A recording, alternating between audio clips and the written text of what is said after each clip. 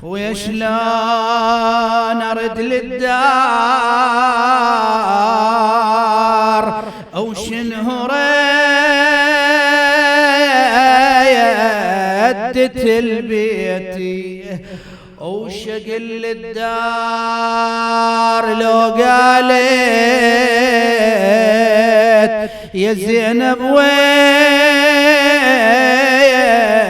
حالتي او شقل لي ينشد من الناس شو منو